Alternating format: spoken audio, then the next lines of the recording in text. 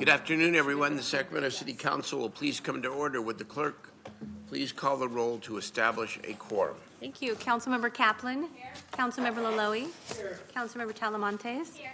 Councilmember Valenzuela. Here. Councilmember Maple. Here. Vice Mayor Guerra. Here. Councilmember Jennings. Here. Mayor Pro Tem Vang. I am here. And Mayor Steinberg. I am here. Good afternoon, everyone. Councilmember Jennings, would you give us the honor, please, of leading us in the land acknowledgement and the Pledge of Allegiance? Please. Thank you. Everyone that is available, would you please stand with us?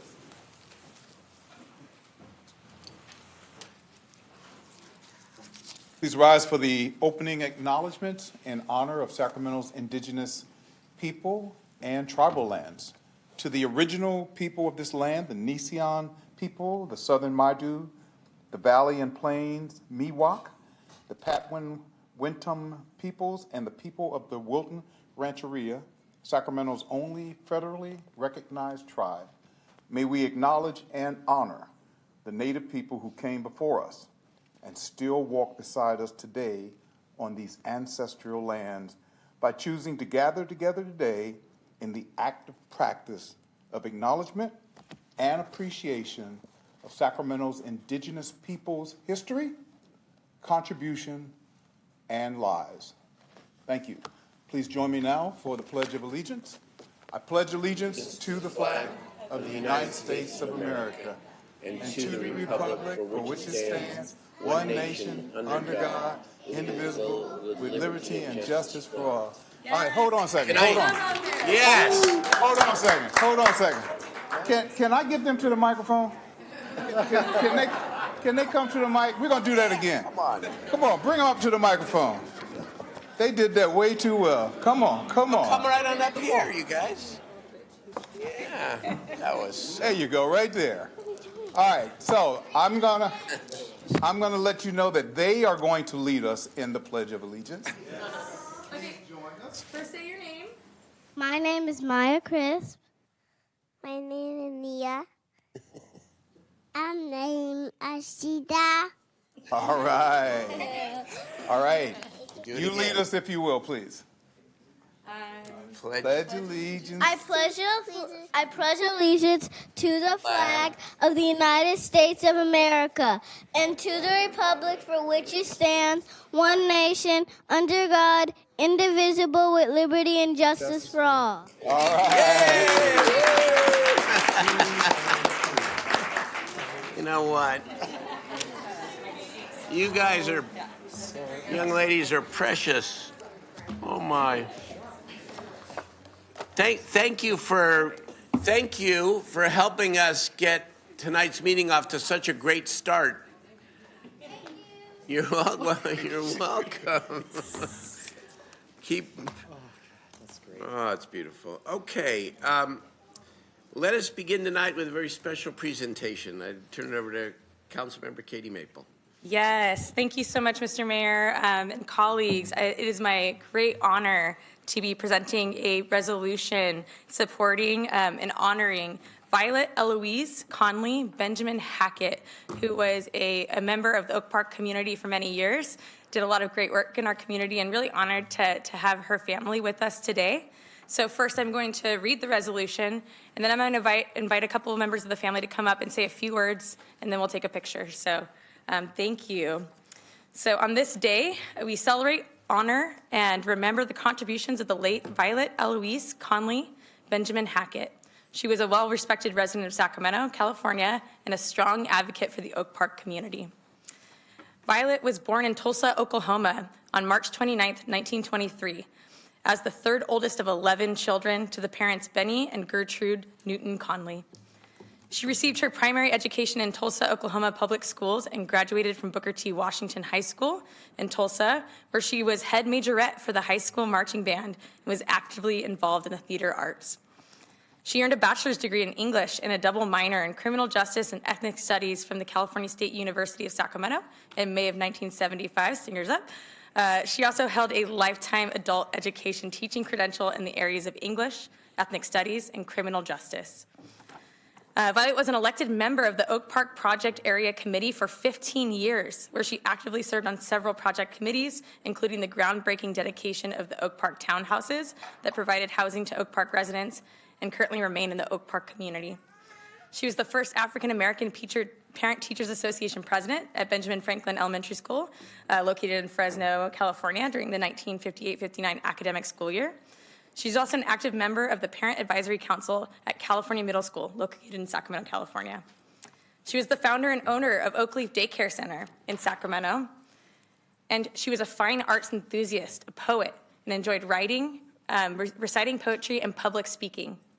She was a member of the Screen Actors Guild and starred in the movie Fortune Dane with renowned actor Carl Weathers in 1986. Amazing.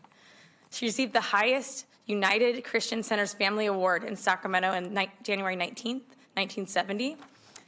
And she was an advocate for the Oak Park community, an officer of elections, a key supporter of the theater arts in the Sacramento Repertory Theater, and an active participant in the annual Kwanzaa community celebrations. She was a deaconess and member of New Hope Baptist Church and a dedicated member of Ada Rebecca Circle in Sacramento. She was a member of the Order of the Eastern Star in Sacramento, California, and then she later joined the Genesis Missionary Baptist Church, also located in Sacramento. So at this time, I'd like to invite a couple members of the family up to say a few words at the podium.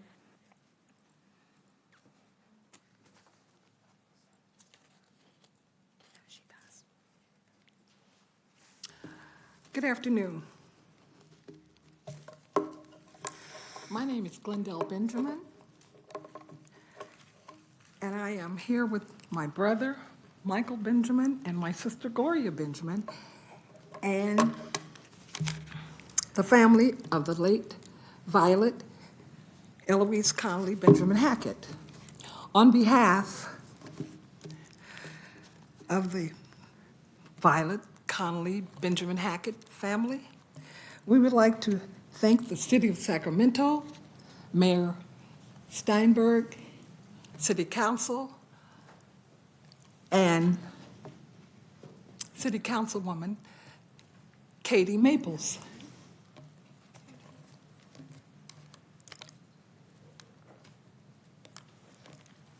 And the District 5 team for this distinguished recognition of my mother's commitment to community service, excellence, and family, who would have been on her 100th birthday. We honor. We are honored and grateful for your recognition and proud to see that her legacy is being upheld by her family, Michael Benjamin Jr. and her nieces from Washington, D.C. Thank you. Michael Benjamin. To the mayor, I want to thank you for giving us this opportunity to talk about my mother. And by the way, those are my two grandbabies that were speaking there. So it's in their blood. So I just want to say that I really appreciate the fact that the city council has recognized a woman who's silently in Oak Park to make it what it is. We were just community kids all our lives, and that's how we, portrayed ourselves. Yes, I opened up some theaters. I did a lot of things, but it's because I wanted to see the youth of tomorrow have something to do in life. I'm going to leave you with this quote, okay? And that is, when a pipe is leaking, and if you can't fix it, repair it later. And that would give us, it would give you time to think about what you're doing, and it will give you that, that opportunity to really help the young people and the people of tomorrow in Sacramento.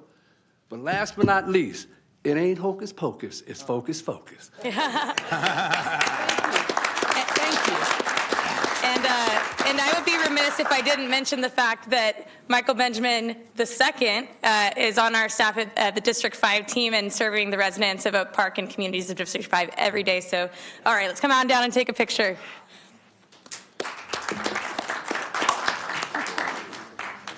Did she pass away?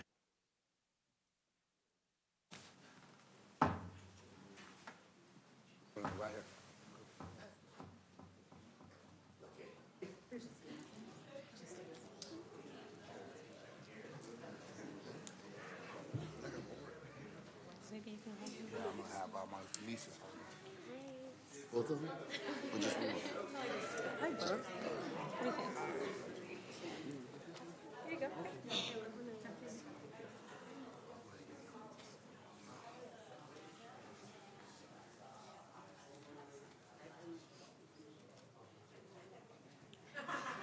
You got room up there?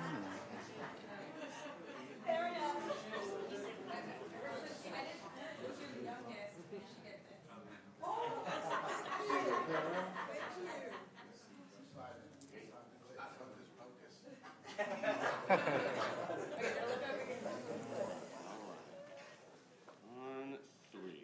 1, 2, and 3. All right, one more. One more.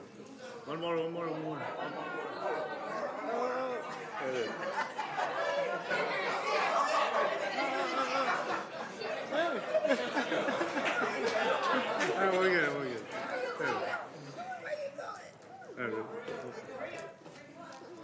There it is.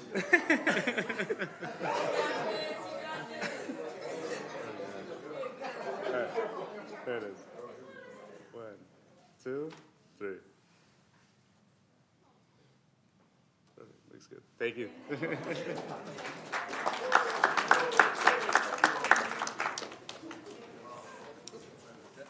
Yeah, you did.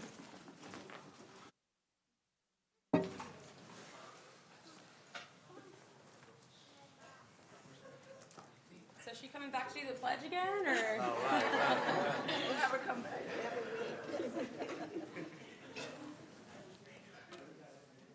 Councilmember Jennings, did you have a Thank you, comment? Mayor. I've been in Sacramento since 1986, and as the Benjamin family makes their way out of our chambers, the Benjamin family has been doing great things in Sacramento ever since I've been here, and I know that it started long before I got here. It doesn't surprise me that the kids came up to the microphone, did not hesitate, were not shy, and came up with a lot of confidence and credibility because they come from the Benjamin family, and they've been trained to perform at the highest level. And so on behalf of this entire council and the mayor and all of the employees that represent the city of Sacramento, we are proud to honor the Benjamin family, and especially your mother, your grandmother, your aunt, wherever she was to you. We are proud to honor her. So thank you again for being a part of the great Sacramento city.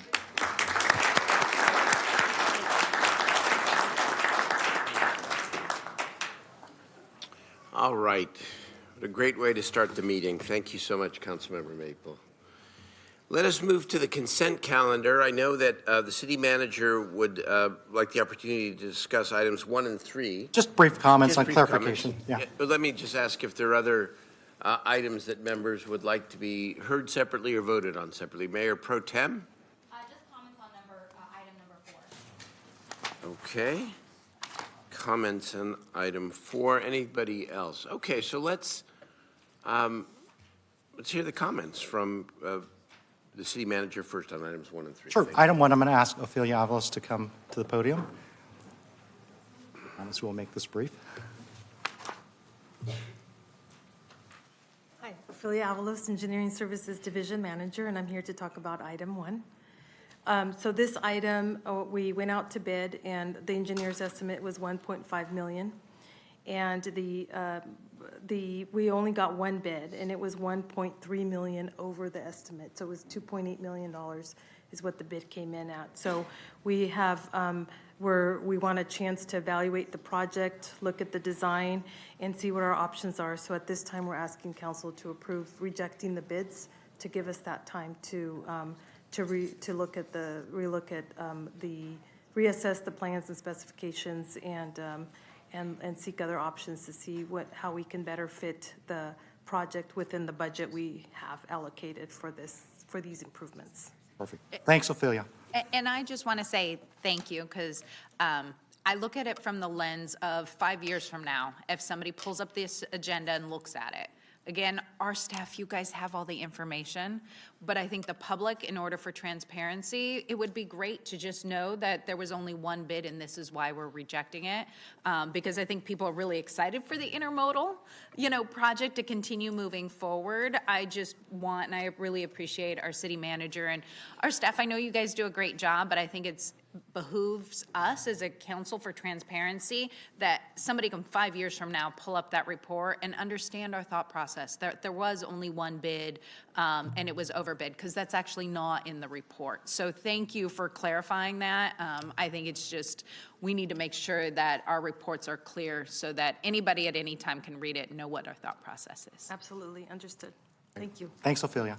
And on item 3, I'm going to ask Dave Droslin to come up in a similar vein. So this item talks about, suspending competitive bidding.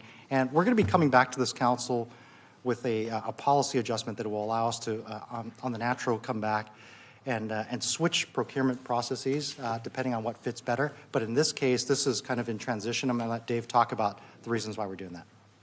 Good evening, Mayor Steinberg and members of the council. My name is David Droslin. I'm the division manager for the Transportation Division. And what we are doing tonight is requests of qualifications to establish on-call contracts. And these contracts for this type of work is typically for emergency situations. And the agreements are with 5 different contractors. We go into an agreement with them, and when we need them, we request them to come out.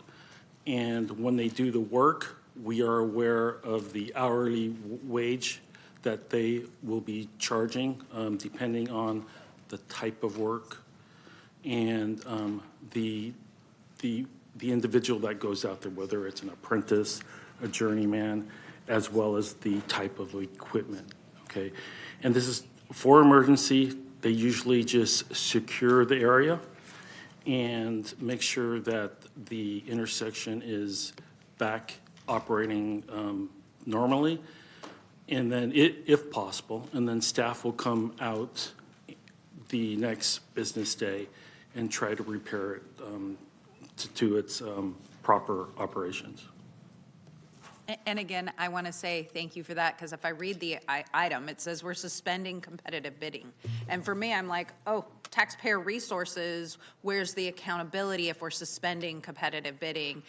Which again, if I read the report, didn't clearly lay out why we're doing this and needing this, and then what structures of accountability we have in place that if we say we need to fix this, that we as a city, somebody's just not upping the cost because it's an emergency item that we need. That wasn't clearly laid out, and I think we owe the public the opportunity to understand how we're good stewards of our taxpayer dollars, especially as we're going into tough times. So I am very appreciative, because I know our staff does an amazing job, and I know you have all the information up here. I think it's incumbent just to show that we are open government. This is good government. This is transparency, that we do have mechanisms in place and why we're doing this, because it wasn't clear just from reading the report. So And also, thank you, Councilwoman.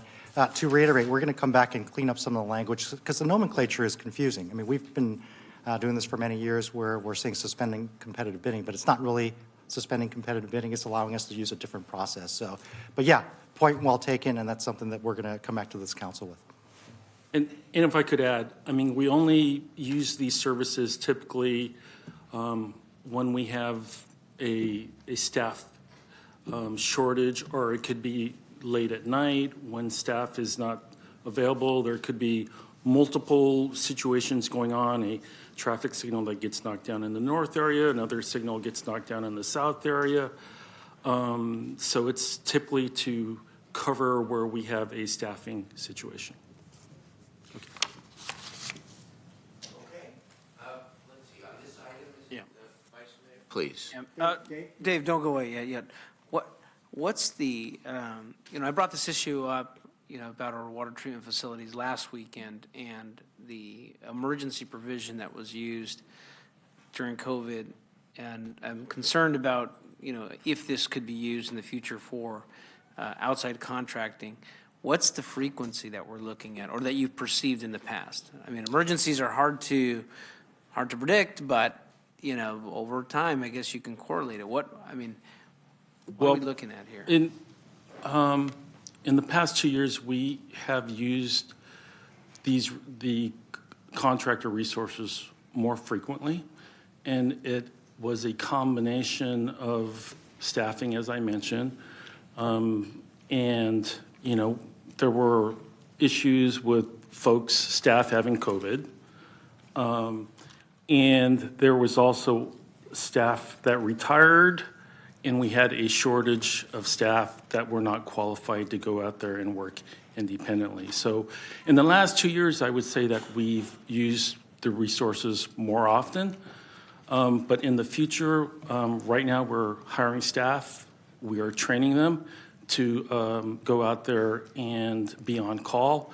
So our goal is to get our staff with the experience to go out there and work independently, and we definitely want to reduce contracting services as much as possible. Okay, thank you. And I looked in the staff report, but I don't see the duration of this authority. Go ahead, Dave. The contract is 3 years plus the option to extend it twice for a 1-year period. Okay. I'm willing to support this today, but I'd like to see an update where we are a year from now. And again, what we need to do is staff up ourselves to the right level, and we can't predict, obviously, natural disasters or events or things that might create which is the need for this. But I want to see. I'd like to see the use of this exemption within a year. So, Yeah, I think Dave's right. Over the last several years here, we've had COVID, we've had a bunch of things that I feel are anomalies over some period of time, but absolutely come back and we'll give you an update on that. thank you, Mr. Zane. Okay. We've got Councilmember Maple on this item. On item 2, actually. Sorry, I forgot to mention. That's at the top. okay. That's fine. We'll get to you just a second, if you don't mind. All right. Mayor Pro Tem Vang on item 4. Thank you, Mayor. This item 4, is to give our city authority to apply for a $1.9 million federal grant. These dollars have already been secured for the Pinnell Community Center. As you know, Mayor, the Pinnell Community Center is a very special place for our residents, our youth, our babies, our elders, and our families in Meadowview. And in addition to the many programs and critical services that the Pinnell provides, Pinnell Community Center has also served as a central location to prepare and respond to pandemics and climate-related extreme events. From vaccination during the height of the pandemic, it has also served as a respite center during the storm for our residents and family. I just really wanted to take this time to say thank you to Congresswoman Doris Matsui for always being a champion for South Sacramento. She actually helped secure the $1.9 million for the Sam and Bonnie Pinnell Community Center. I also want to give a shout out to our city staff, Jennifer Venema, who's really leading this effort, Jackie Beecham and Daniel Bowers, and just all of our incredible city staff working really hard to implement these critical dollars. This investment will help jumpstart the much needed renovations that we need at the Pinnell Community Center to establish it as a long-term resilience hub. And so really excited about these dollars coming to South Sacramento. I want to thank the Congresswoman and city staff for their hard work. Thank you, Mayor. Thank you. That's excellent. Really, really, really good news. All right, Councilmember Maple on item 2.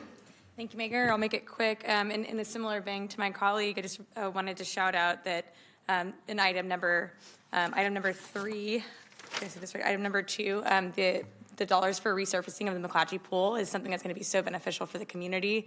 And I know it's often hard because, when colleagues like ourselves come in, when we have new people in the city, it's really easy to get focused on the things that are cool and new. We want to build new things all the time, and I have a lot of those things on my list too. But I also think it's really important that we as a city focus on deferred maintenance. We do have a lot of really great assets in the city of Sacramento that our residents use every single day. And so I think making sure that we're focusing on making sure that all of our assets are taken care of is a good step forward. So I'm really glad to see this and just wanted to shout that out and also thank staff. Thanks. That's excellent. I mean, your point about needing more resources for maintenance of youth-related facilities is a really important topic, and I know some of my colleagues may have something more to say about that, including yourself, at some point in the future. So, good. I'm good. Just a preliminary plug, and it's Councilmember Talamantes, excuse me, and it was working on that as well. So, yeah, more to come. Okay. Is there public testimony on the consent calendar?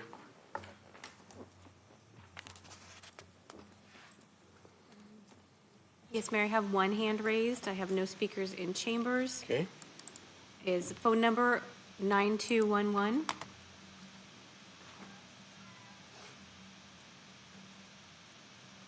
Hello, yes, this is Lambert, and I'm calling. This may shock everyone at City Hall when I say this.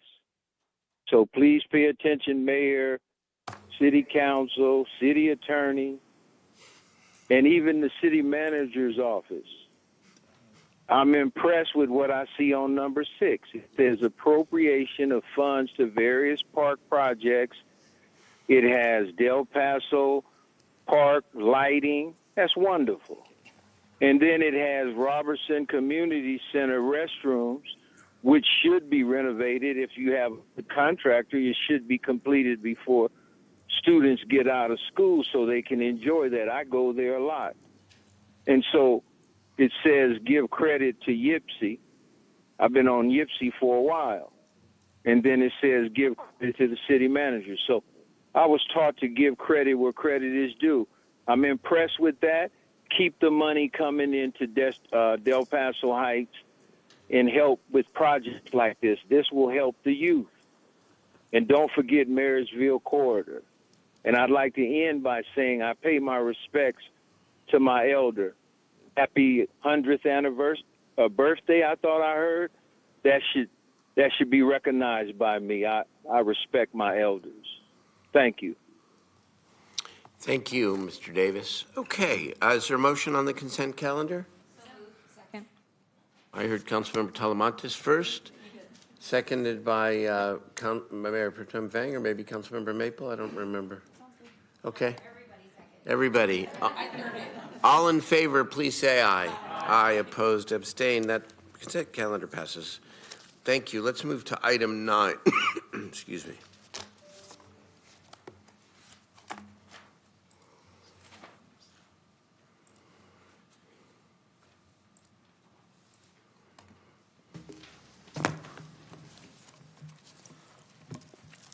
Good evening, Mayor, Madam City Clerk, and distinguished council members. My name is Thomas Adams with the Engineering Services Division of the Public Works Department. The item before you is a request to vacate 2 public utility easements and a public service easement for the purpose of the approved 5-story 3S mixed-use development located at the southwest corner of S and 3rd Street. Both public utility easements and public service easements have been superseded with new easements for new and relocated utility facilities. As a condition of this vacation, PG&E has requested that the applicant carry out and execute a transfer of ownership of the existing deactivated gas facilities prior to the recordation of the resolution once approved by City Council. City staff, along with various stakeholders, support this vacation request. The action recommended with this request is consistent with the 2035 general plan and is in compliance with the Streets and Highways codes for vacation. That concludes my presentation. I'm able to answer any questions that you may have. Questions, members? Councilmember Valenzuela. Go ahead. No questions. Thank you for the presentation and the briefing before tonight's item. I open and close the public hearing and move the item, Mayor. Is there public testimony? I have no speakers on this item. All right. Moved and seconded. All in favor, please say aye. Aye. Opposed, abstain. Passes unanimously. We now move to the discussion calendar and item 10, a very important ordinance that is before us. And let's do the presentation. I know Councilmember Valenzuela that this came through your Law and Ledge Committee. What's that? And your office. So thank you. Go ahead. Good evening, Mayor and City Council. I am Peter Lemos, your Code and Housing Enforcement Chief with the Community Development Department. And joining me this evening is Deputy City Attorney Angel Solis.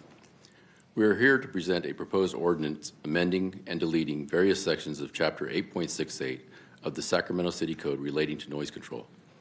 On March 21st, 2023, staff provided an update to the Law and Legislative Committee on the progress that was being made with the changes to the noise ordinance.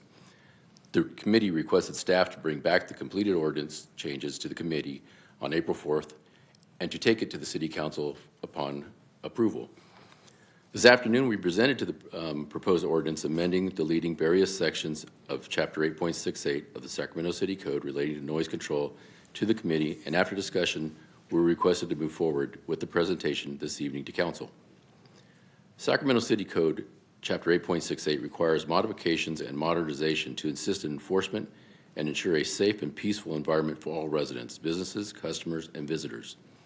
Over the years, the city's noise ordinance and permitting ordinance has not kept pace with the needs and requirements for a comprehensive review.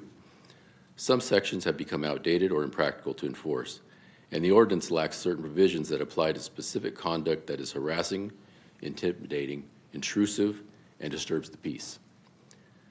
Updating existing sections of the city code will enhance the city's ability to fulfill the community's expectations for a safe, vibrant, and peaceful environment, while contributing to a comprehensive approach to handling quality of life issues within the community. We know there are many additional changes that are needed in this ordinance, and this is the first step of a multi-phased update to the city's noise control ordinance to address the present needs of the city as the council and the city continues its transformation into a vibrant destination for entertainment, nightlife, and social events in the region. As a first step, the ordinance changes we are presenting this evening aim to prevent the obstruction, harassment, and intimidation of persons entering and exiting healthcare facilities while preserving the fundamental constitutional right of others to assemble peaceably and express opinions on matters of public concern by opposing a narrowly tailored, content-neutral regulations by creating a 100-foot quiet zone around healthcare facilities. The ordinance additionally includes some technical updates to outdated provisions and modernizes the enforcement mechanism to conform with other provisions of the city code and deletes certain unnecessary provisions of the code. This evening, we request the City Council to approve the proposed ordinance changes, amending and deleting various sections of Chapter 8.68 of the City Code related to noise control. This concludes my presentation, and we are available to answer any questions during the discussion. Well, thank you. Council members want to comment before we hear the public testimony. Want to hear? Let's hear from the public first. Thank you, Mayor. I have 4 speakers in chambers: Candelaria Vargas, Spencer Agins, Deborah Franklin.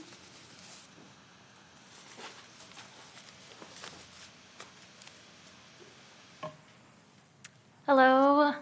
Good evening, Honorable Mayor and council members. I first want to start off by saying thank you for considering this under urgency because we have been facing a heightened harassment outside of our health centers and intimidation of our staff, our patients, and our volunteers. I have a few volunteer escorts up here who are going to be sharing their personal testimony of what they've been witnessing.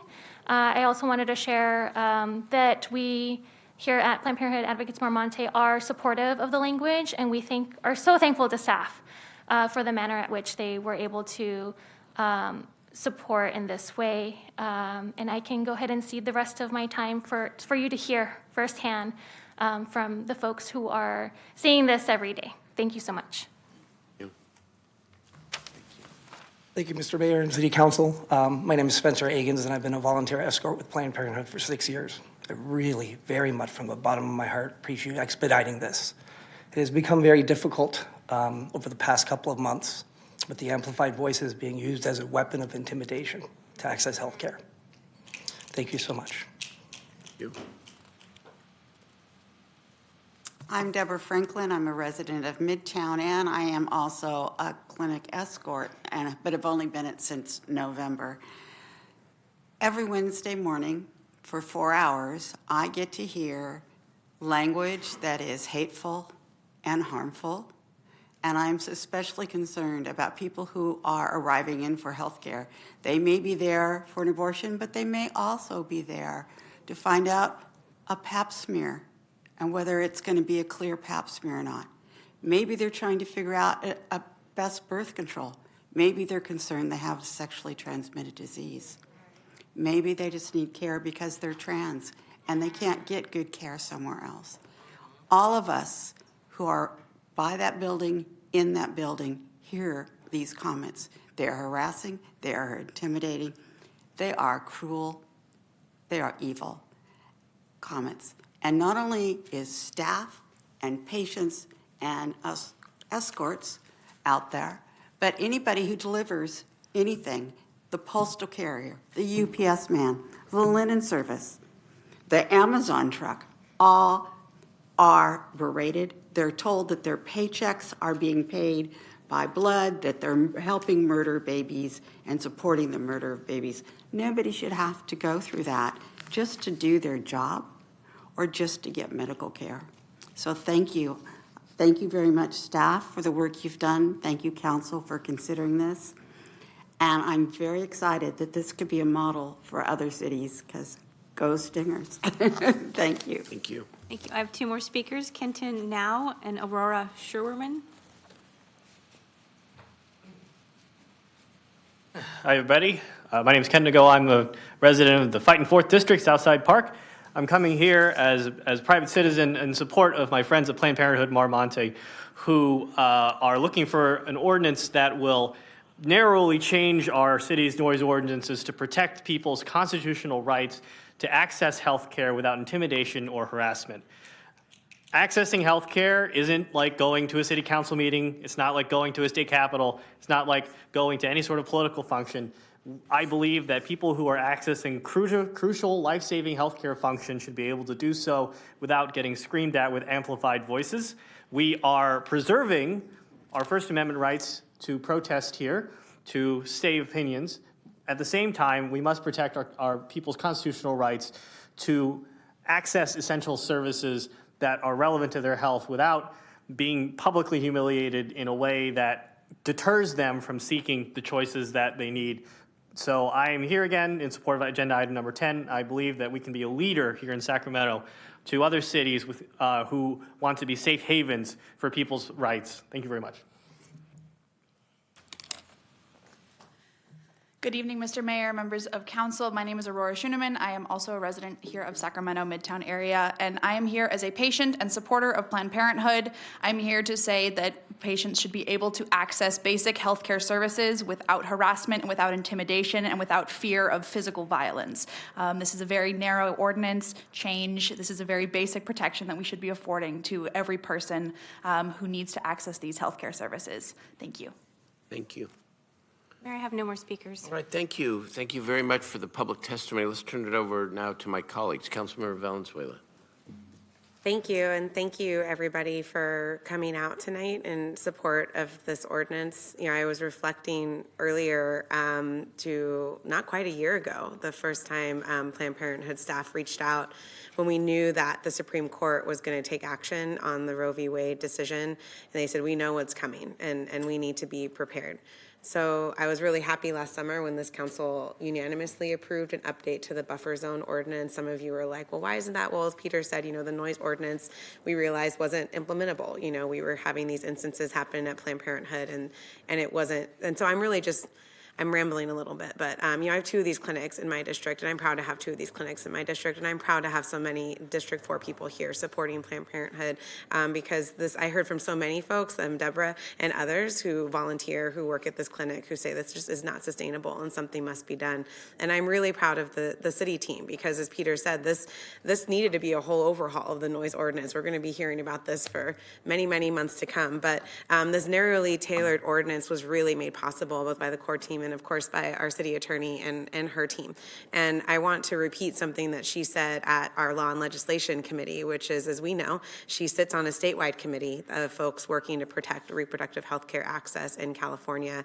Really proud of that fact, and that this, we think, is going to be the first city ordinance trying to tackle this issue. So her team worked, I mean, normally I think it's like a 1-hour dork meeting to go over ordinances. I called Angel at one point 3 days later and I said, why have I heard anything? He's like, because we're still meeting about this, council member. Like, they really spent a lot of time making sure this was the strongest possible ordinance it could be, so that we could do not just everything we can for Sacramento clinics, but hopefully provide an ordinance to other cities around the state. So I really want to thank you, Susanna, and your team. I know this is a passion project for you as well.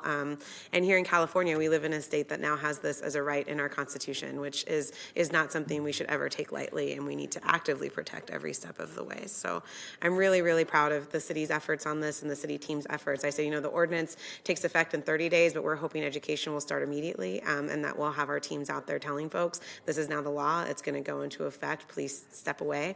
But we're striking the balance, the necessary balances, as was eloquently said before, that you can say and think what you want, but you just can't do it in a way that's harming other people's constitutional rights. So with that, I'm happy to move this item, proud to move this item, I should say, Mayor, and really hope my colleagues will support this tonight. Moved and seconded. Vice Mayor, you're next. Thank you, Mr. Mayor. First, as I mentioned earlier in Law and Ledge, proud to support this. I want to thank Candelaria and all of the team out there and all the volunteers. And also to Councilmember Valenzuela for taking the lead on this in her district. And I was proud to second that original item. And as like any piece of legislation, we always come back to fine tune here. But I do want to thank our staff for the urgency in moving this.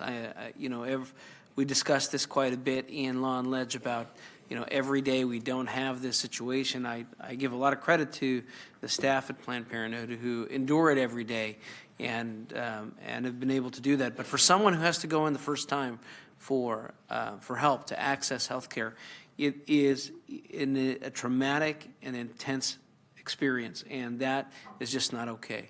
Not that it's okay for the folks who are working there day to day, but it's not okay for anyone who's trying to access health care. And with that, Mr. Mayor, thank you for everyone engaged and involved, and glad to second and support.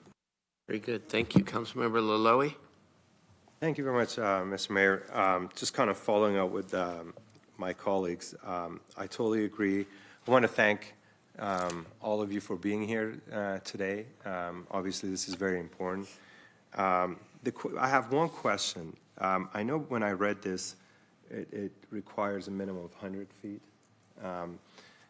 Again, going back to you guys, is 100 feet enough, or is that, because I'm assuming that would be just literally across the street. Is that about 100 feet? I wonder, Angel, or do you want to answer the question about the distance? Yeah. Sorry about that. Yeah. Why 100 feet as opposed to longer? The distance requirement was based on the size. It's from the property line. It's not from the door. Why we chose the property line is because the way that the structure is built, it sits back from it. I believe 100 feet is just generally what you need to get away from the amplified sound. Once you're further away, there's less likelihood of being able to hear it, and it's consistent with other jurisdictions. I appreciate that, and that kind of answered my question, because really if somebody needs to go and get medical attention under any circumstances, the idea that you're going to have a group of people harassing them, it's just not right. And I wish we could make this 200 or even 300 feet to make sure regarding these health facilities that their patients feel very comfortable and not bothered or harassed going in there. But if 100 feet is the max that we can do, then I appreciate that. I was kind of hoping that we can extend it to maybe 200 feet, but it seems like 100 is the max that we can. If 100 isn't sufficient, we could always come back and change it once we have empirical evidence that supports a larger or a larger buffer zone. So if they get larger speakers and they're 100 feet away, if it doesn't work, we could always change it. Okay, thank you very much. Appreciate it. And thank you very much to you all for being here today. Thank you. Thank you. Councilmember Maple? Thank you, Mayor. I just want to say that, well, first I want to thank my colleague, Councilmember Valenzuela, for bringing this forward. I think it's incredibly important. And when I left home when I was 16, I was a runaway.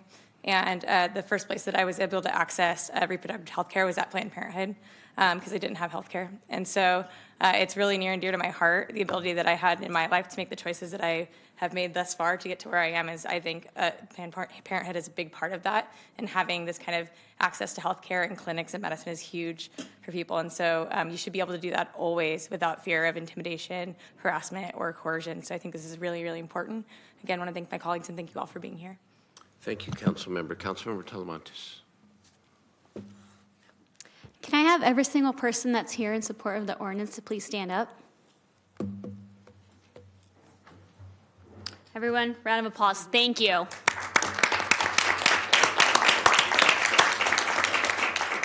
Thank you for fighting for reproductive access, for fighting for health care, for saving lives, and just for doing the good work. You know, Planned Parenthood goes a long way.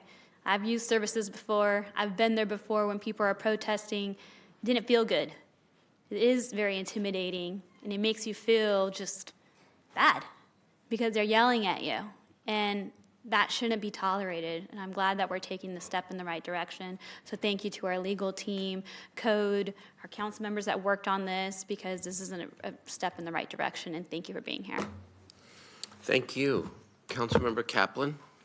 Again, I just want to echo and say thank you. Thank you, Councilwoman Valenzuela. You know, it was probably 25 years ago that I accessed Planned Parenthood downtown when I first moved to Sacramento and didn't have a job because I was in law school and needed health care. I was able to walk in privacy and not have that harassment. And it is traumatizing, because we know that a lot of times it's younger individuals, those without a jobs, those who may not know the rights and how to protect themselves that are accessing your services. So it's how do we protect them and the trauma, but also to our volunteers, thank you. What you put up with. This is something we as a city, it is about public safety, and it is about the safety and the rights of individuals to get the health care that they need, that they so deserve, because it's a bigger issue of the divide and the economic divide, because we know most who are accessing it are women who need this. So thank you for this. And I also want to point out that I really appreciate our staff going through this, because now it's looking at what is legally defensible. I hate when we have to talk about the law, but what is legally defensible and what's going to stand up in court. So thank you to our staff council, city attorneys, because now what it also caused them to do is you've started the momentum of how do we not only protect our health cares, but how do we protect our schools? Because people may be coming for our schools. How do we protect our churches? And I'd hope that we also look at public institution. How do we protect our libraries? Because for people to go in, because it's how do we protect from noise ordinances or disturbances when people use public facilities. So thank you so much for that and starting that conversation. And I know it's gonna come back to Law and Ledge for further discussion, but I'm happy to see this move through. Very good. Thank you. Councilmember Jennings. Thank you, Mayor. I want to thank Councilwoman Valenzuela for bringing this forward. We had the opportunity to speak to it on Law and Ledge today, and it moved right through unanimously. Also want to thank city staff for their work in getting this done as well, and then all those who showed up tonight. You have showed up and showed out. I appreciated your comments and all the thoughts that you had on the subject matter. I know, and I think everyone in the room knows, that when you're harassed, when you're intimidated, when you are in fear, then you may not do what's in your best interest. And so you may be neglectful of going to get medical services because you don't want the intimidation, you don't want the harassment, you don't want to be in fear. And so I too join Councilmember Loley in saying that I don't think 100 feet is enough. I'm a football player or an ex-football player, and that to me is no more than 35 yards at most. And so I still hear people yelling at me when I was running from them and I was only 35 yards in front of them or behind them. And so I do want to make sure that we monitor this, and I'd like to know earlier, sooner than later, whether or not that is an effective length that we should change. And I too agree it should be much longer. So I want to come back and change it as soon as possible. And like I say, the sooner we know that it is not effective, we should make that change. So with that, I want to support the motion. Thank you, Councilmember. Mayor Pro Tem Vang. Thanks, Mayor. I'll keep this short. I think I'm the last speaker. Actually, I think you're the last speaker. Just really wanted to take this time actually to center Councilwoman Valenzuela just for her leadership and her foresight to bring this item to council. Really, really proud of you, Katie. You know, this is like a year in the making. And just want to say thank you for your leadership, for leading the way to make sure that this happened. I too am supportive of this item, and also just want to thank Susanna and our entire legal team for getting us to this moment. All of our residents should feel safe entering health facilities. Sacramento should be a safe haven, and I'm really thrilled to see that we're actually one of the cities leading this, and now there's model language for many cities to follow after this. And so just kudos to everyone that worked really hard on this, and especially all the advocates. Thank you for just your courage and making sure that you're monitoring this so that city is on it as well, right? We could do our part, but the advocacy part is equally as important. So just thank you so much for your advocacy and your heart and hustle, and proud to support this item. Thank you. Thank you. Just very briefly, let me extend my thank you as well to Councilmember Valenzuela. Thank you for your leadership in bringing this forward. City Attorney, thank you, and your team and the city staff for taking such care. And to all the advocates, because you're making a difference, not just in California, but throughout the whole country. I just want to put a finer point on something, or repeat maybe what Councilmember Valenzuela said earlier, because I think it's really, really important. The Dobbs decision was wrong. It's wrong. And in California, women and men have a constitutional right to privacy, and women have a constitutional right to reproductive choice. And that needs to be upheld. That constitutional right is to mean something. It cannot be inhibited by people trying to prevent people from exercising their constitutional right. And so we need to spread that constitutional protection throughout the rest of the country, obviously, either by election, national election. Supreme Courts do change, but state by state. So thank you. This is really important. I hope that it is a precedent for other cities throughout California. And you're right, it's a living ordinance, may need to be changed, because even though it's content neutral, it can apply to any situation either which way. You know that the folks who are engaging in this kind of harassment are always going to try to find new and more clever ways to try to do so. So we need to be nimble and a step ahead to make sure that people have the right, women especially, have the right to exercise their constitutional right to access health care services here in California. Thank you. All in favor, please say aye. Aye. Opposed, abstained. Proud. Thank you. Thank you. Thank you. That ends the formal council agenda. Is there public testimony on items not on the agenda? Then I know I have an idea and a question, so we'll get to that. Yes, I have 5 speakers in chambers and at least 2 online. The first is Christopher Sinclair, then Samuel Lewis, then MVW.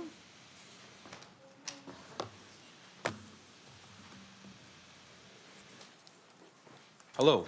Mine does not have anything to do with what you were just talking about. Mine is completely random. Is that fine? Of course. This is your opportunity to talk about any item that's not on the agenda, so long as Wanted to make it's sure. relatively germane to the city of Sacramento. It is. Okay. I hope so. My name is Christopher Sinclair. Oh, are we starting? Yes. Oh, great. Cool. My name is Christopher Sinclair. I am the owner of Good Bottle, as well as one of the owners of Bodega Kitchen and Cocktails in the Pocket. I'm here today. Forgive me. I wrote everything on my phone. Okay. I'm here today to offer a small perspective of a small business owner trying to survive in our city. And there's a reason I'm still here. I love the city. I opened Good Bottle in 2019. I've been working in this town since 2011 when I moved here to help open Red Rabbit. Since then, I've helped Sacramento's cocktail scene and by proximity, the entire hospitality industry here enter the global stage. You have a minute, so get to the the problem. Okay. In opening Good Bottle, I incurred a great deal of cost. It is a liquor store, but it is a fine liquor store. It cost me well over $15,000 just for the license, over $10,000 for my conditional use permit. Due to the opening of construction and everything in the downtown area, I was forced to move. In moving, I have incurred another $10,000 fee. Just for trying to move and survive and avoid bankruptcy. That is being placed with the city planning, which in a sad twist of irony is exactly the same city planning that has made me move. So I was hoping for a little bit more time and a little bit more coherent thought. I forwarded everything on to Katie Valenzuela's office to maybe talk more about this. Something you presented something in writing? I did. Okay, maybe we. Okay, you got it. So let us Thank start you. a dialogue. I sent it over okay? to Skylar. Thank Okay, you. Thank you so much. Thanks for coming. Next speaker is Samuel Lewis, MVW, then O.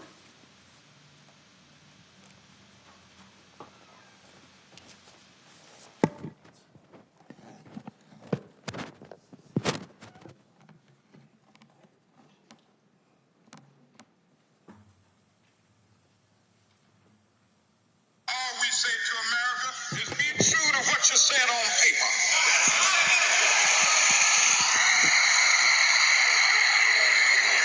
If I lived in China or even Russia or any totalitarian country, maybe I could understand some of these illegal injunctions.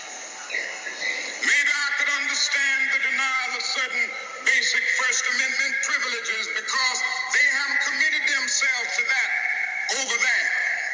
But somewhere I read of the freedom of assembly. Somewhere I read of the freedom of speech.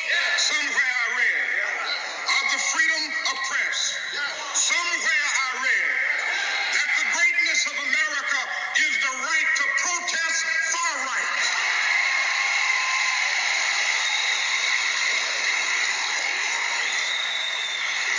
So just as I say we aren't going to let any dogs or water hoses turn us around, we aren't going to let any injunction turn us around.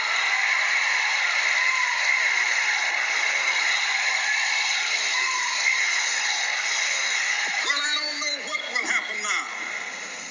We've got some difficult days ahead. But it really doesn't matter with me now because I've been to the mountaintop.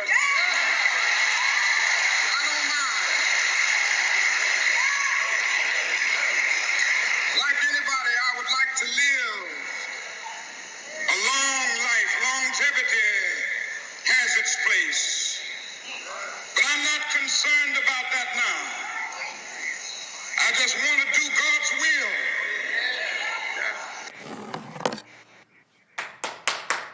Next speaker is MVW, then O.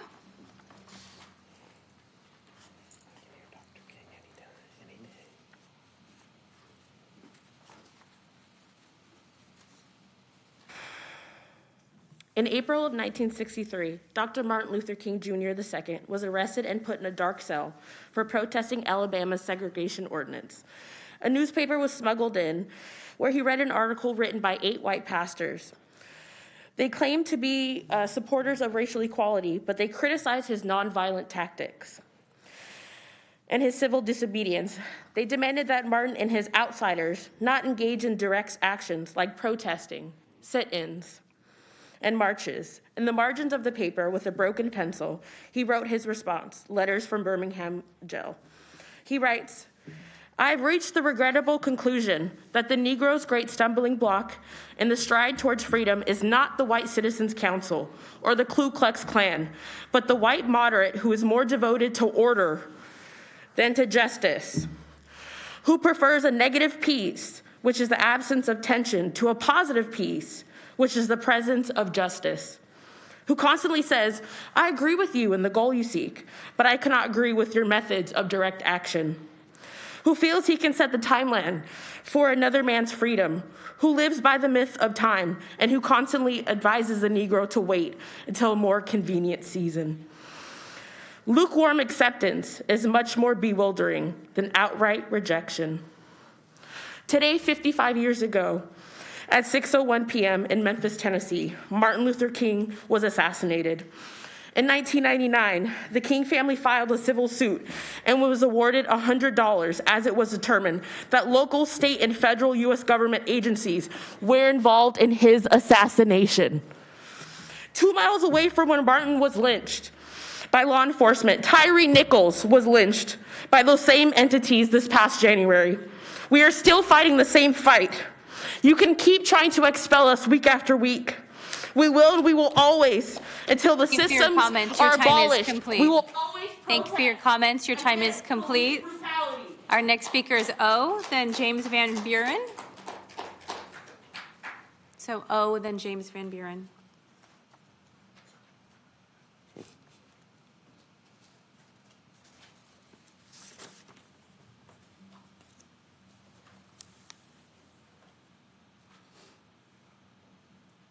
Please proceed. I need you to start before I can do that. Thank you. Hello, City Council members. My name is Samuel Lewis. My pronouns are they, them. This is week 8 of the community members demanding and reminding the council of the 8 community demands. 1, we demand no more purchases of military equipment. 2, we demand the city council to approve all SCPRC recommendations. 3, we demand Sacramento City to create a traffic enforcement dashboard. 4, we demand the end of SAC PD's use of pretextual traffic stops. 5, we demand to end SAC PD's use of unmarked cars and plainclothes officers. 6, we demand SAC PD's gang enforcement teams and all problem-oriented policing teams to be dissolved. 7, we demand the removal of all Sacramento police officers from the traffic enforcement entirely. 8, we demand SAC PD to stop all sweeps of the unhoused. Again, this is week 8 of community members asking the council to look at our list of demands. It's not hard to take a piece of paper and just acknowledge community telling you that this is what we want. It's really not. This is the list of people that, let alone Sacramento Police Department has murdered. Again, uplifting the voices of Tyree Nichols on a day where Martin Luther King Jr. was assassinated is very important. And we're not gonna, just because we're young and angry, does not mean that we're dumb and don't understand what's happening in our local legislation and city. For the remainder of this time, I'd like to take a moment of silence for the Black and brown bodies that are constantly being murdered by police.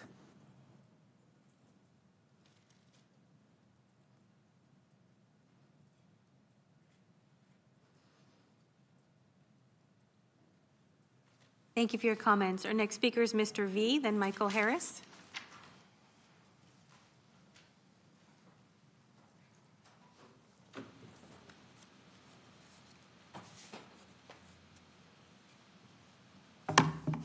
Good evening, Mayor and council members. For those who don't know me, I am Mr. V. I'm a director of Grant Drumline. Far too often that people think that when we hear Grant Drumline, we're talking about Grant High School Drumline, but we're actually talking about Grant Drumline, a drumline that tours the world, and they take many of the drummers, not just in District 2, but in every one of your districts, they go on those trips too. And we'll have one from Sac High coming this year. But I'm gonna want to tell you this. Listen, when we leave here, we don't represent just District 2. We don't just represent the city. We represent the state and the nation. We are representatives. So our story is these two young ladies were actually high school drummers. Now they're going to be my chaperones. And this is the type of leadership that we look for when we create these programs. I want each one of them to be able to have their second to tell you about their experience and why you should support our trip to Europe. My name is Johnny Everhart, and I am 18 years old, and I have graduated high school and now in college. I joined my freshman year, and since I've joined, I've learned so much as to how to assert myself more, take care of business, such as managing my time and making sure that I get things done in a joining the drumline has given me a new family. It has opened me up to new opportunities, and I'll say going to New York and Washington was a very great experience because I never thought that I would be able to go that far doing what I do, and it has also taught me that hard work can help me go far in life and achieve what it is that I would like to achieve. Hello, my name's Annette Palms, and I joined Drumline my sophomore year of high school. If it wasn't for Drumline, I wouldn't be here right where I'm at today. Now I'm a freshman in college. I'm going for business. Drumline helped me with financial and problems at home. It taught me how to stay organized, stay focused, and don't let little things stop me from being great. Thank you for your Thank comments. you for your testimony. Mayor, if I might just, Mr. V, I can't say enough about Mr. V. I agree. I mean, I think the entire city, all you have to do is say Mr. V and they recognize. And he's absolutely correct that it's not about just Grant High School. Mr. V now is city, state, and nationally recognized. And since I've been in this office, I know he's gone on a few trips with these wonderful kids. And it's a huge experience for these individuals to get out of their environment and see what's out there. So, Mr. V, can you come up here? So the idea that this is just a drum line, I want to make sure all my colleagues understand that it's way beyond that. And when Mr. V takes these wonderful individuals and they go on these trips, whether in the country or outside the country, it just adds so much character to these students. And I know Mr. V is getting ready to go to take the whole drum line to Europe. And he's been by himself, knocking on every door, trying to raise money. And I'm glad you're here today because ultimately, I think for what you're doing and how committed you are to our future, which are the two sitting right there, I don't think you should work this hard to kind of get these wonderful kids to see what else is out there. So I'm hoping with Measure L being passed, which is strictly for the youth, that Mr. V, you should have a slot there to me every year because of what you do. The drum line is one thing, but the fact that you take these wonderful kids outside of Sacramento and take them to different countries so they can see what's out there. And when they come back, that's an experience that you can never learn from any books or any teacher. So I thank you so much, sir, for your dedication and commitment to the youth. And I'm hoping that while we're all sitting here and all my colleagues, since this is a Sacramento event, that we can actually collectively help to, because I know you've raised so much money already, but there's a very small gap that I'm hoping that collectively we can cure that gap for you. So that way you can just concentrate on these wonderful kids and plan their trips. I just want to personally say thank you and it's been an absolute honor knowing you. And if I can say one of the positive things from this seat that has come up is the fact that I was able to meet you and get to know you and to see what an awesome job you're doing with this kid. So God bless you. And I know I have the mayor here, I have my colleagues, we have the city manager. I know. We got Measure L. Yes. Okay, all right. Thank you. All right. We get it done, Mr. Yeah, V. no, you have a tremendous reputation in the drumline. Mr. V is a Sacramento legend. I know I've been proud to be a supporter for a long time. I love it. Yes, you have. And we'll continue to, we'll all do our best. I think it's a plea for anybody, all the members and members of the Got public, it. support this cause. Awesome. And what this gentleman is doing on behalf of our young people. Now, if there's anybody Thank up you. there that knows what it, first of all, thank you. If there's anybody up there knows what that like is Mr. Jennings. You personally went on a trip with me to Japan, so you should be able to speak to that. All right, thank you, guys. Thank you. Next speaker is Michael Harris, then Sharon Jones.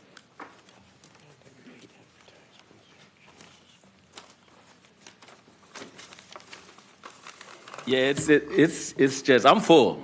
It's just been a nice day, especially when the young, I don't know, 5th generation of Benjamin is like turned the place out, maybe 2-3 years old. So I'm Michael Harris. I'm born and raised here, and I get the honor to share with you the largest African delegation in the history of the city of Sacramento will be here at the end of this month. The 11th Pan-Africa Global Trade and Investment Conference will be down on J Street. It is going to be something to see. And I have to forewarn you, and I've talked to the police, I've talked to the sheriff, there's going to be a whole bunch of folks 7 feet tall, black, Royal African, not speaking English, and they're not basketball players. They're like ambassadors, running the country of Africa, the continent of Africa, from 28 countries, the last list I saw. So I'm going to send you all that information. But I'm sitting here and I'm just mindful that, I was born in in this community and lived on Sitka Street. Dos Rios housing project, they tore it down and now there's some new development going on over there, which is a good thing to some degree, But 50 years I've been exploring this notion of the early pioneers of people of African descent. And, lately there's been kind of attacks on that, and we're going to deal with that. But it's like tonight, 55 years ago, the men and women, I don't know if there was any women at the time, I have to check on that, that were on the dais for the city council, Martin Luther King was assassinated. And this city, on this dais, decided to name the Martin Luther King Memorial Library after Martin Luther King. Tonight, 55 years ago. Now, Martin Luther King's lawyer, Fred Gray, is still living. He was coming, but Thank COVID. you for your comments. Your Oh, time I'm is done? complete. Thank you. Our next speaker is Sharon Jones. 55 years ago. Tonight, hopefully you'll do the same. Yeah. Close the session in honor of King. Yeah, well, we will. I have Sharon Jones, Elizabeth Moreno, then GB Kirchner. Sharon? Hi, my name is Sharon Jones. I represent Camp Resolution. I thank everybody on the dais for allowing us to, in Mr. Lilly's district, attempt something that's never been done. And I hope that, Can you speak up just a little bit, please, so that we can hear you? I just want to say thank you for allowing this chance for us to try Camp Resolution. Camp Resolution? Yes. And I want to thank Sean and Katie for starting this all. Go ahead, we're listening. That's all I have to say. You're just saying thank you to Yes, the that's all I'm council and saying. Councilmember Laloe for, To Katie and to Mr. Lalohi and to Susanna for Mr. Mayor, what Ms. Jones came out here, she is the voice and a representative of Camp Resolution. This is the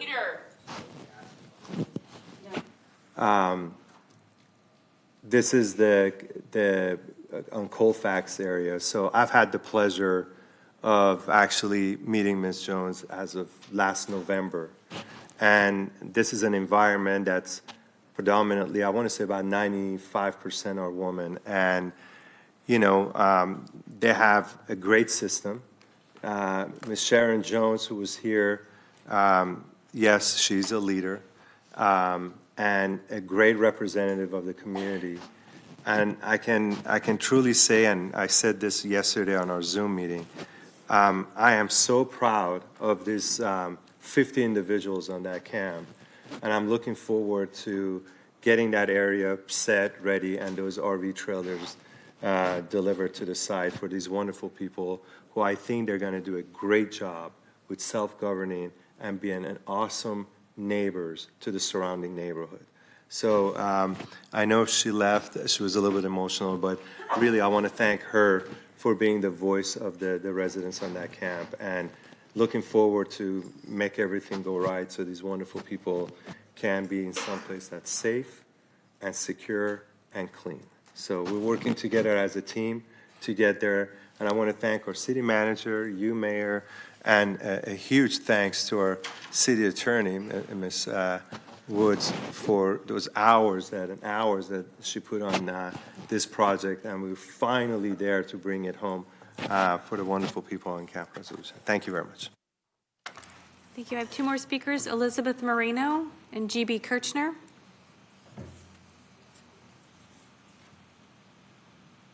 Good afternoon, council members, and thank you for all of your support within our community and our state. As the Leaders for Change, I'm here to ask a request of uniform approval of texting, of full texting, not just limited texting. I'm saying full texting, and that would benefit the underserved, those without a voice. As a state that's a safe haven, it would help immigrants, it would help victims, people that are sex trafficked, children, people that are in hostage situations, people that have ADA issues that cannot speak. If you can text out of a situation when you're a hostage, it would be really beneficial to people. So I know currently SACPD has moved advancement in texting to where they do text us back as far as the report or whatever, but I'm requesting full texting, to protect people. And I understand that there's a cost, but I feel that when life is worth it, and I just want to thank you. Texting by who? I'm sorry. By a victim, by someone that needs to get a hold of 911. A 911, I'm requesting 911 texting. Emergency. Yeah. I see what you're saying. Yeah, that's what I'm asking for. As the leaders in the state, I just feel like if you guys can make it happen, the rest of the country can make it happen, and we can save some lives. Maybe it's appropriate at some point that we have a discussion about the ability for people to be able to communicate to the 911 system other than by voice, which is, I think, is what you're. Yeah, this is something I can follow up with our police chief on. But it also has to do with our students. I mean, our students have been in situations where they've been on lockdowns and stuff, and to be able to text and not have to call and have that voice and alert, a predator would be beneficial. I think you're raising a really important issue. So let us. I appreciate you. You've planted a seed here. Let us. Thank you. We'll follow up. Okay. No. We don't know. We can't really talk about it now, but we can. We can. Get back. One more. Our final speaker is GB Kirchner.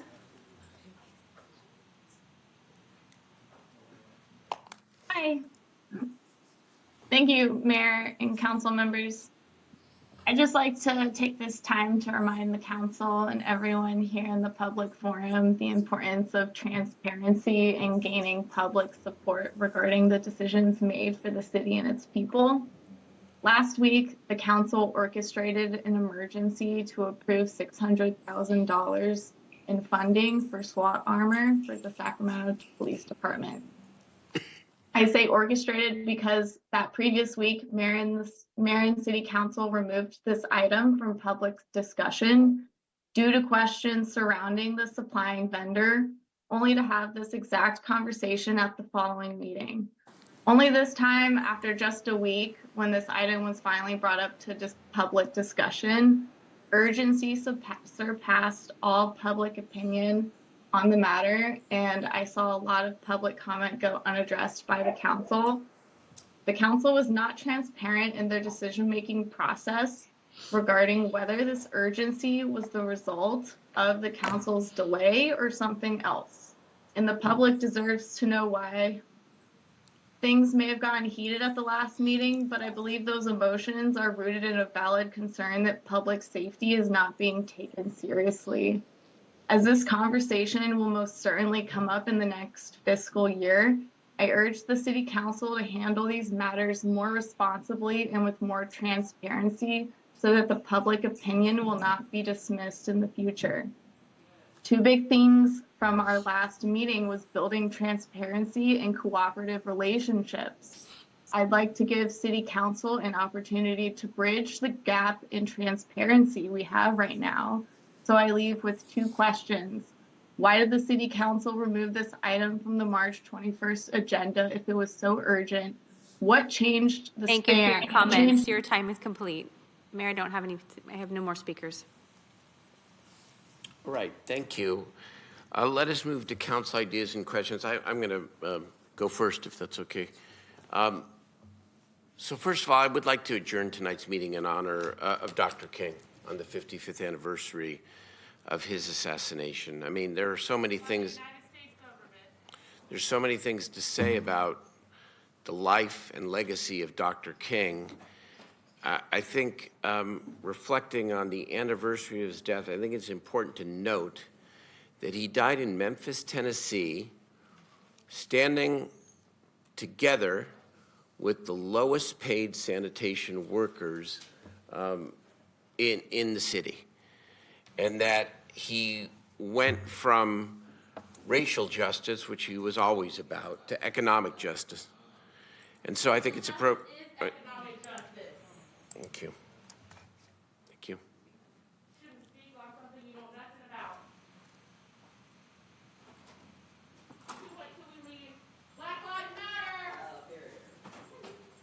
Okay.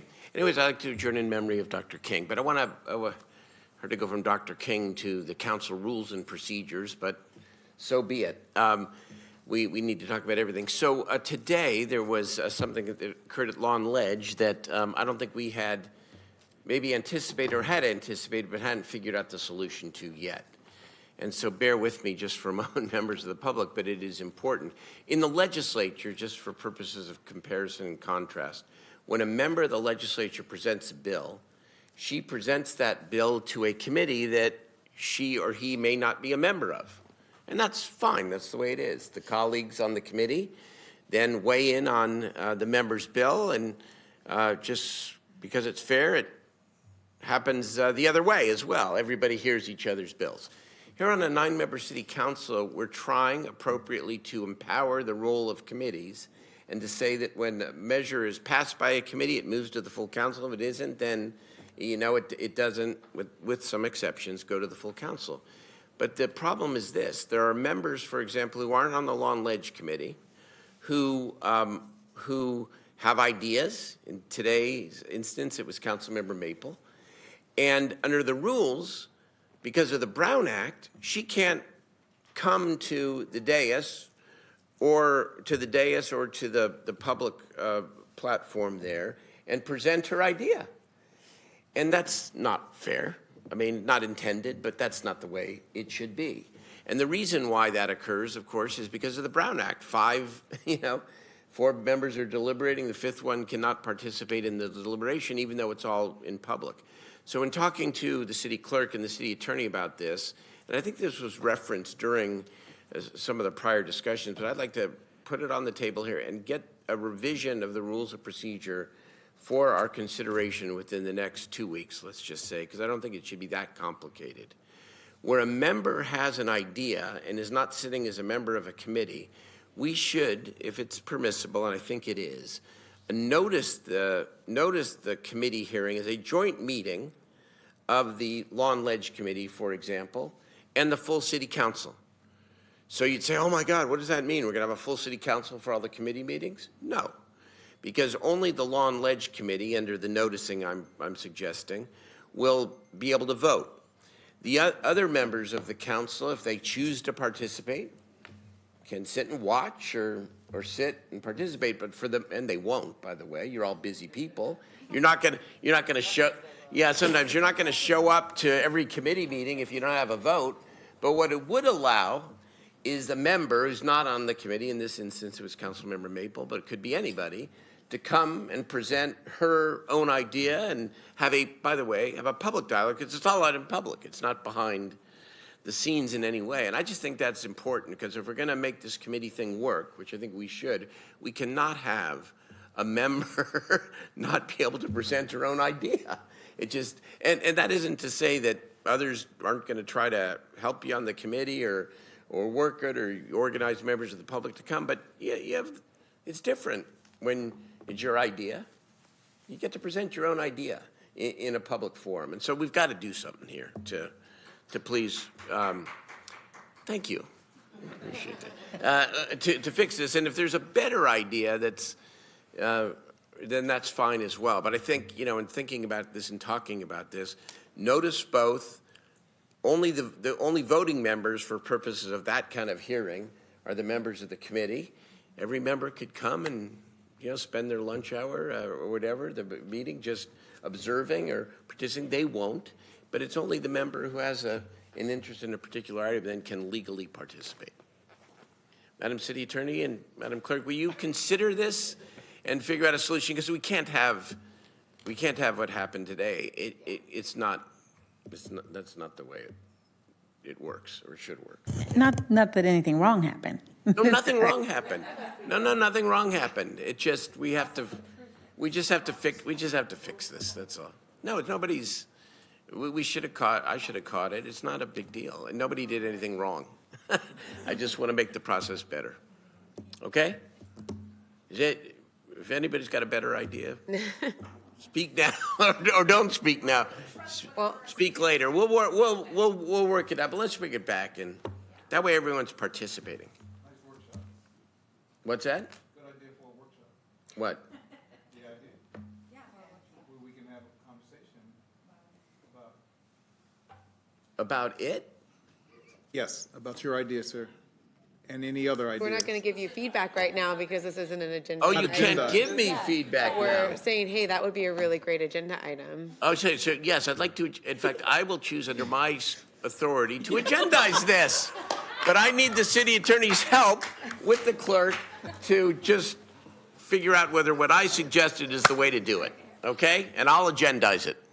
And then you can all provide feedback. The only reason. Well, I know, but I just wanted to. Go ahead. I was, so my hand was up because I was actually going to raise a policy and procedure issue, so that's great that we did this.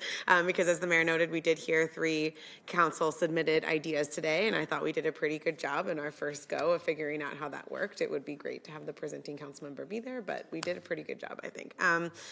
All that said, though, I think I submitted a proposal, and I know there's been other proposals submitted. I know before, at least one of the proposals we heard today at Law and Ledge that was for a budget and audit that did not get agendized. And I think it's really important that if council members follow the process and submit items to those committees, that it needs to be agendized at the next meeting, especially budget and audit, because y'all only meet once a month. And so we were rushing to try to get this in March because we knew that you needed to meet in April, and we wanted this to be heard before May because it's a budget item that we wanted you all to consider. And so I think if we're considering changes to the policy procedure, some sort of timeline of like, if you get it to submit it at least X number of days before the committee, it's going to be on the next agenda, so it's less optional. Obviously, still the mayor can decide which committee, but it needs to be agendized. Because I also share not only with my own request, which was the public banking item that I submitted a few weeks ago, but also I know Councilmember Mayor Pro Tem Bang at the last few meetings has expressed concern about implementation of Measure L, and I just want to say that I share that concern. It's now been, I think we're at the 6-month mark since the voters overwhelmingly approved this measure, and we haven't done some of the steps, and I'm starting to get a little anxious that we be ready for the budget cycle so that we can get those steps done and have that thoughtful process and be able to spend that money when the budget comes. So I'd really like to hear that update. I'd really like to see that get agendized. And I know timing is a concern, but it's a concern on both sides, I think. And so I would really like to see that come. She submitted the proposal. I know I saw it on the list that I got for Law and Ledge, so I think that should be agendized. And I know we've already missed today's budget and audit meeting. I feel like that's the sort of thing that might warrant a special budget and audit meeting just to make sure that it moves at the time frame it's needed. So I just want to put that forward. And I know I'm just putting that out there, Mr. Mayor, so something for food for thought. because my second item too, I know we've recently changed the process for council ceremonial resolutions. You know, I definitely don't have any objection to folks flagging something as a policy matter that should go to committee. That's a separate issue. I have a little bit more of a concern with not seeing ceremonial resolutions before they're signed onto by the entire council. We used to circulate that among the EAs, and I know concerns were raised about Brown Act, and now the clerk is managing that for us. And I guess I'd like to see something before my name gets put on it. And I know the clerk and I have talked about this, but not to say I'd object to something like today's resolution, because that was a lovely presentation, Councilmember Maple, but I do think if we're submitting resolutions, there needs to be a process for us to see those resolutions before the council signs on to them. And so I don't know if that's a consent item or if that's some other process that we do to kind of process those in a way that we all feel like we can see them and say, raise any objections without violating the Brown Act. But I think that's something that's really important. Because, yeah, we need to make a process that we all feel good about. Yeah. No, so those fair. are my two comments, Mayor. So thank you. Thank you. Just on L real quickly, clear reading of the initiative, the money cannot be spent until FY24. So we're actually not behind on anything. And we're working very closely with Mayor Pro Tem Vang and the city manager, Tech Kids First, to put together a timeline. And in fact, it will be agendized in the month of May to be able to ensure that we have a full public discussion about how the plan gets put together and who's involved and the timeline. So that's all. Yeah, Mayor, if I may, I just want to put a finer point on that. Yeah. The critical path item is seating this Commission, sorry. Yeah. And so we're actively doing that. We went to the Youth Commission to get feedback from the commission about what characteristics they want to see in this, in the rollout. And so I think that in May, that's doable. But certainly to the mayor's point and to yours about the budget piece, we're carving out the requirements under the measure in this fiscal year budget. So the money will be there. So there's not any fear of it not. Can't be spent. This can't be spent. Yeah, no, I guess obviously I don't want to see interruption of services or programs, especially, I mean, these are serving our young people. And so, yeah, glad to hear that you went to the commission this week. I just feel that anxiety of just like, constituents ask these questions and you're like, gosh, I don't know where we are with that. I know we've been looking for an update for a while. So just wanted to echo, I know what Mayor Pro Tem Vang has been asking for. Yeah, she's been in the loop. We've had several meetings with her, including the mayor. Thank you. Okay. Mayor Pro Tem. Mayor, this is comments and also announcement, right? We're all doing that? Yeah. Okay, I just want to make sure. So I have some comments and some announcements. So first, I just like to add on to Councilmember Valenzuela's request, just regarding the policy requests, like when council members make requests, I think it's really important for us to, as council and the public, to have clearer understanding of just the process. I think it's really important when we submit something that we know if it's pending, if it's going to go to budget and audit, if it's going to law and ledge. I think right now we don't know that. Like if I submit something, I don't know the timeline on that. And so I think it's important that that gets established. So I just wanted to share that because I think that's going to be really key. And I know the policy and procedure, we just passed that a few weeks ago, so it's going to take some time. So definitely do want to thank Mindy for her hard work. But I think it's just important for the public and for us to know, like, what's the status? Is it pending? What's the timeline? Which committee is it going to be heard? That's really key. And then for the ceremonial requests, I also too had concern about this item, but I actually think that there could be a solution. So I understand that for all ceremonial requests, it requires all of our signature. And I think you heard earlier from Councilmember Valenzuela that she may be uncomfortable.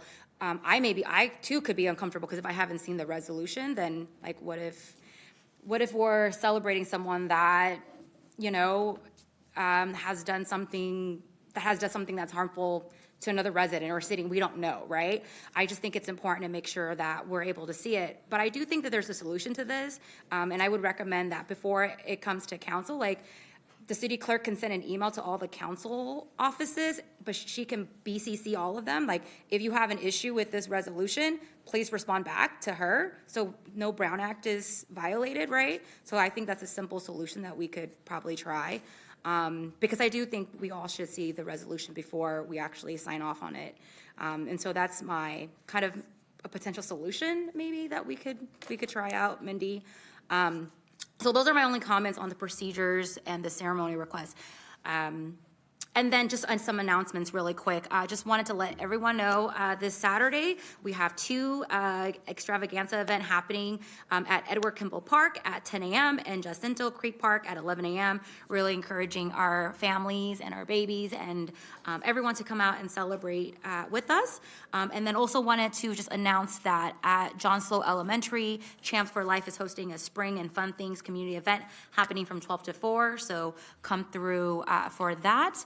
And then also this Saturday, the Pinnell Community Center is doing their city summer registration day. And we're asking if folks want to participate in city summer programming, please stop by the Pinnell Community Center this Saturday from 9 to 1 p.m. So lots of events and activities happening this weekend, and looking forward to seeing everyone this weekend in District 8. Thank you. Thank you. Councilmember Jennings. Thank you, Mr. Mayor. I've got 3 announcements, actually 4, that I'd like to make as it relates to District 7. The first one has to do with Mr. V. You all saw Mr. V here with the drum line, and he mentioned that the drum line went with District 7 to Japan. That wasn't all of District 7, that was just the council member that went with them. But it was exciting to see the kids from Japan join with the kids from Grant High School to put a combined drum line together and perform in Japan. And it was an experience that many of them will never forget. But the point I wanted to make about Mr. V is that as it relates to the Kings, it's great to see the drum line out there with the Kings. And many of us know that the Kings are in the playoffs for the first time in 16 years. Really? The first time in 16 years. And this is the first year that Mr. V has had his Grant drumline with the Kings. And I believe with all my heart and soul that 2 + 2 does equal 4. And if I were the Kings, I would put them on a long-term contract. I would sign them up today. So anyway, I want to congratulate the Kings and also want to congratulate the Grant drumline for helping the Kings to be able to make the playoffs for the first time in 16 years. A couple of serious announcements. Join us this Saturday, April the 8th, for the annual Easter egg hunt at Garcia Bend Park. It starts at 10 a.m. sharp, and the Easter Bunny will be there in case you need to get your picture taken with the Easter Bunny. And I see you laughing, but I know you want that picture. I do. I know you do. So get the kids out there because it's a wonderful photo op, and Easter Bunny is it's a wonderful picture. So this Saturday at 10 a.m. at Garcia Bend Park. I'm also appreciative that the weather has been starting to cooperate because the Trucks and Such event in District 7 is back, and it will resume on April the 21st. We encourage you to join us every third Friday for food trucks, live music, movie night, and a lot of family fun. We encourage you to bring your blankets, your chairs, and enjoy a great evening of food, music, and getting to know your neighbors in ways that maybe you didn't just by living next door to them. But this is a wonderful time to come together, food trucks and dessert trucks, and lots of live music. And the final announcement is the Farmers Market is now open at the Sacramento Elks Lodge number 6. It'll be open every Saturday from 8 to 12 p.m. until November the 11th. If you'd like to apply as a vendor, we encourage you to visit the website elks6.com. They're looking for more vendors. All right? Thank you, sir. Thank you, Councilmember Jennings. Councilmember Maple. I thought I saw another name before. Was I, did I miss somebody? Okay. I just want to make sure I didn't skip you. Okay, thank you, Mayor. Yeah, just a couple announcements and then actually just a few announcements. So one, this already got discussed a little bit, so I won't go into to length, but I was proud to have my first policy proposal at the Law and Legislation Committee today. I'm really grateful for my colleagues for discussing it, for giving it air. That's the tenant anti-harassment ordinance intended to benefit our residents of the city of Sacramento that are tenants that might have experienced harassment by their landlords. And I know there's a long road in front of us in order to make sure that you can come to some consensus and agreement. But I just wanted to really thank my colleagues for a really robust conversation. Thank you. I was watching on television from afar. So my announcements. I will be attending my fire department ride-along this Friday. So, it's normally 24 hours. I think I might do 25, just. Okay, I'm doing 24 hours and 45 minutes. And that's going to be at Station 6, which is actually just a few blocks from my house, so I can bleary-eyed stumbled home. But I'm really excited for the opportunity to learn on the ground and make sure that I know the experiences that our firefighters are having day in and day out. Also, a couple fun things. We have our Airport Little League opening day, so that's on Saturday the 8th. Actually, I'll be basically leaving the ride-along just to go to this, so I might not throw the ball right. But that's at H.W. Harkness Elementary at 8 a.m. And then we also have Easter in the Park at City Church. That's 4040 4th Avenue, and that's at 11 a.m. So if you can, come on out. Excellent. Thank you so much. Vice Mayor? Thank you very much, Mr. Mayor. First, I'll say, thank you to the folks at Station 6. They also service Tahoe Park. And also, when for those of you who remember my dog, Jake, thank you to the firefighters at Station 6 who saved him from a smoke fire from my house. So I really appreciate them. He smelled for a long time like smoke, but they gave him an additional good 10 years. The one comment here, I think, on procedures, I agree. I think we started off the meeting. I want to thank the chair because when we started the meeting, we said, okay, now what? But it was a good effort in moving forward. A couple thoughts here. One again, for the city attorney and the city clerk, I think figuring out a solution. We trust that you will find a good solution to address the author's prerogative there.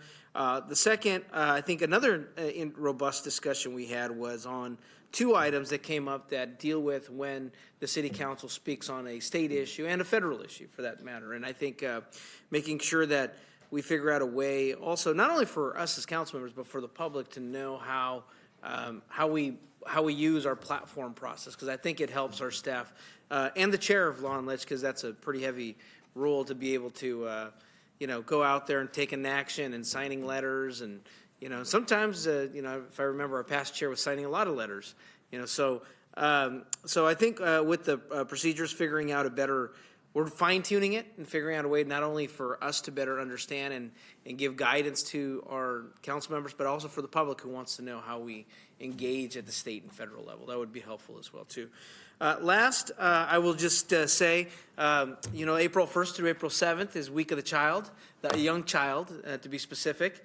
So in the spirit of Measure L, I'll add my acknowledgments and say I hope that we can move the budget process much more judiciously. And also, in the Week of the Young Child, I want to do a special shout out to all the workers, all the child care, early learning workers out there who are helping so many families.